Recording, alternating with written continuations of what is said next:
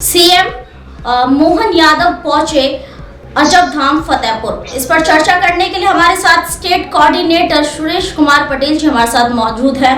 तो आइए उनसे जानते हैं कि जी सुरेश कुमार पटेल जी, इस वक्त जो है सीएम जो है वो अजब धाम फतेहपुर पहुंच चुके हैं, क्या कहना चाहेंगे आप? जी बाबू जी, जो मुख्यमंत्री का जो कल का कार्यक्रम था अजब धाम फतेहपुर में, तो वो समय से पहुंचे। 4:20 पर उनका कार्यक्रम था हेलीपैड पर। जैसे ही वो स्वागत के लिए मंत्री लखन पटेल थे, जो पशुपालन मंत्री हैं, उनके द्वारा हेलीपैड पर स्वागत किया गया। उसके बाद में फतेहपुर अजब धाम हेलीपैड के कार्य के द्वारा राम कुमार सरकार के दर्शन, जय सरकार के दर्शन, त्रिपुर सुंदरी माता, अजयगढ़ महादेव दर्शन कर बैटरी चलित वाहन से मंच पर पहुंचे। संत पहले से संत लोग बैठे थे, उनका दीप प्रज्वलित कर अमृत कुंभ की समापन मेला पे अजब धाम में लगे जय सरकार के नारे के माध्यम से कुंभ में पधारे मुख्यमंत्री ने फतेहपुर को अजब धाम बनाने की घोषणा की और लखन पटेल ने मंच को से संबोधित करते हुए निवेदन कर फतेहपुर उप तहसील थी जो उसको पूरी तहसील बनाने की मांग की और अनुभाग घोषणा की। 2 हाई स्कूल को हायर सेकेंडरी स्कूल की भी मांग की। तो मुख्यमंत्री जी ने उनकी मांग को स्वीकार करते हुए हारट हाई स्कूल को भी भिलौनी हाई स्कूल को हाई सेकेंडरी स्कूल की भी उन्होंने मांग की थी, जो उन्होंने मांग को मांगा और फतेहपुर का नामकरण अजब धाम के नाम से किया। जो उन्होंने गुरुकुलम की भी मांग की थी, जो गुरुकुलम अजब धाम में शुभारंभ किया जाए, उसको भी उनकी मांग को स्वीकार कर लिया। सुरेश जी, जो फतेहपुर है उसको अजब धाम बनाने की घोषणा की है, इसके पीछे का कारण क्या है?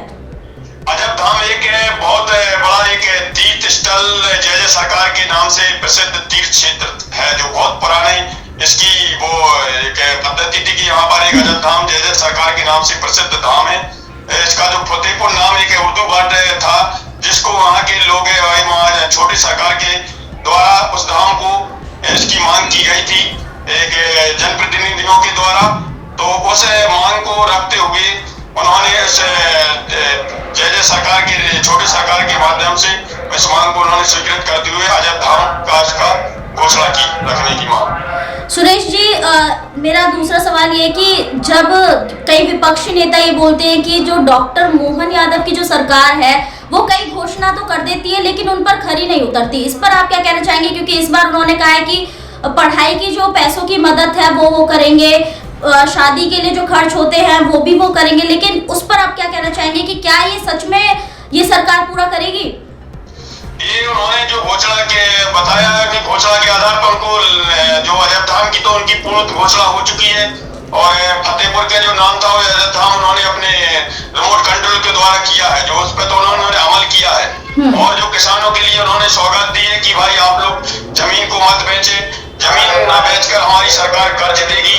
तो उस पर तो सरकार पहले से ही किसानों के लिए 0% ब्याज पर कर्ज देती है। तो उनकी ये घोषणा तो मतलब लायक है कि उन्होंने जो घोषणा की है ये पूर्णतः कंप्लीट हुई है।